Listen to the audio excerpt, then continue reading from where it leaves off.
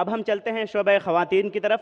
وہاں پر واضح ہے کہ ہمارا صرف ایک ہی مائک ہے، مائک نمبر 4. مائک نمبر 4 پر اگر کوئی غیر مسلم بہن، غیر مسلم خاتون ہیں تو وہ سوال کر سکتی ہیں مائک نمبر 4 سے. ہیلو ڈاکٹر صاحب، میرا نام ہے روما گپتا اور میں گریجویٹ کر چکی ہوں.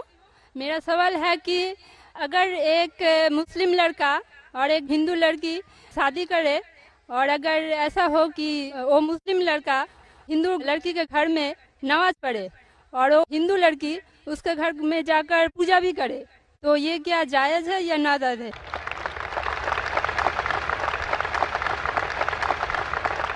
بہن کا اچھا سوال ہے کہ اگر ایک مسلمان لڑکا ہندو لڑکی سے شادی کرتا ہے تو کیا وہ مسلمان لڑکا ہندو کے گھر میں جا کے نماز پڑھ سکتا ہے، اور کیا وہ لڑکی مسلمان کے گھر میں پوجا کر سکتی کہ نہیں؟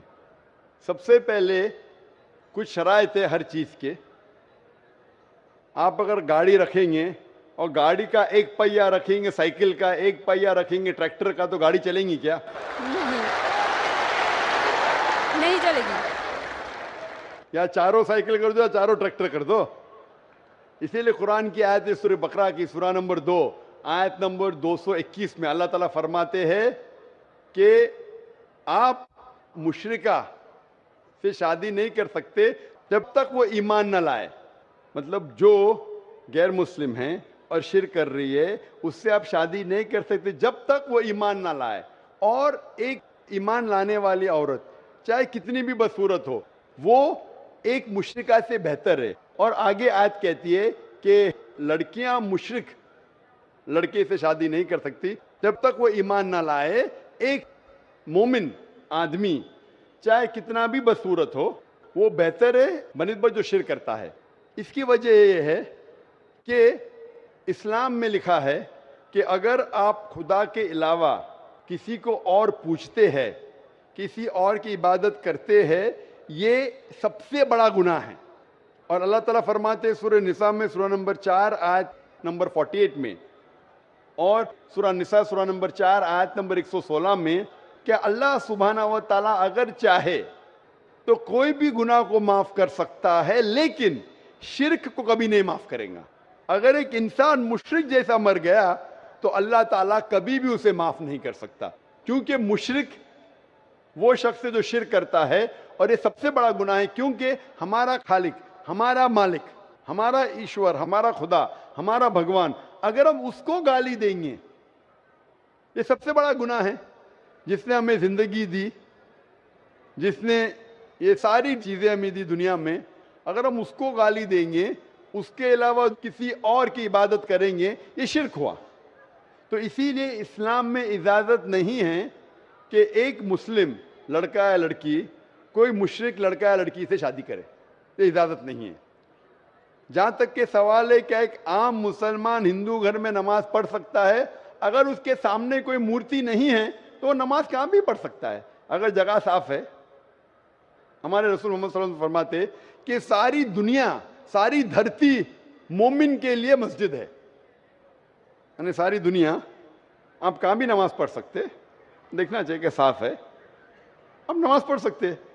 تو یہ آپ جا کے اگر ہندو کا گھر میں جاتے ہیں اور وہ صاف ہے، کوئی مورتی آگے نہیں ہے، تو نماز پڑھنے میں کوئی حرج نہیں ہے. ضروری نہیں ہے کہ آپ کو شادی کرنا چاہیے پھر آپ نماز پڑھ سکتے. شادی کرنے کی ضرورت نہیں ہے، نماز پڑھنے کا اگر صاف جگہ ہے تو کوئی حرج نہیں. اسی لیے شادی کے لیے شرط ہے کہ دونوں کا ایمان ہو.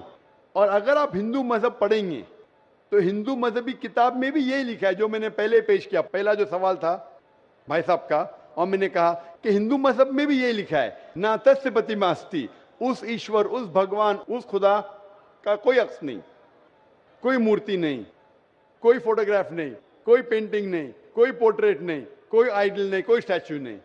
اگر یہ مان لے کہ کم از کم جو یکساں ہے ہندو اور اسلام کے مذہبی کتاب میں، کم از کم اس کے اوپر عمل کرے تو اکثر ہمارے مشکلات دور ہو جائیں گی. جو یکساں نہیں ہے اس کو کل ڈسکس کر سکتے. اور اگر آپ تحقیق کرتے ہندو مذہب کی کتاب پڑھتے اور اسلام مذہب کی کتاب پڑھتے، دونوں میں لکھا ہے خدا ایک ہے، دونوں میں لکھا ہے خدا کا کوئی عکس نہیں ہے.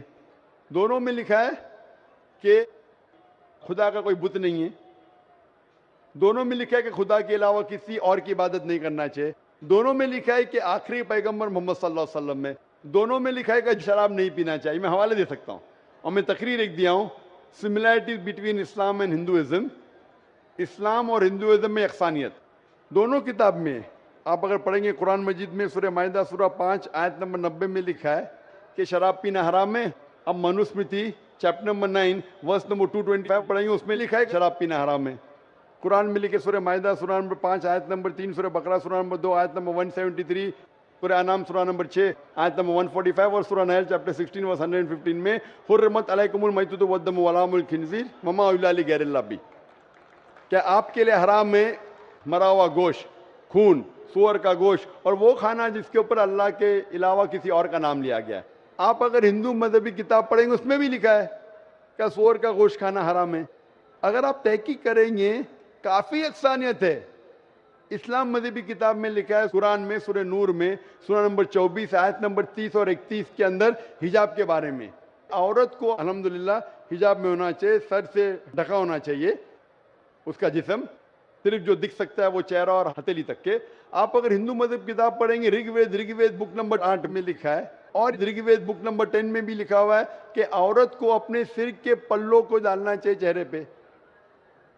رگ وید میں بھی لکھا ہے کہ جب مرد کو دیکھے تو نظر نیچے کرنا چاہیے۔ یہ قرآن مجید میں لکھا ہے سورہ نور سورہ نمبر 24 آیت نمبر 30 اور 31 کہ جب بھی کوئی خاتون مرد کو دیکھتی ہے جو اس کا شوہر یا قریب رشتہ دار نہیں ہے، اور جب بھی کوئی مرد کوئی عورت کو دیکھتا ہے اور قریب رشتہ دار نہیں ہے تو اسے نظر نیچے کرنا چاہیے۔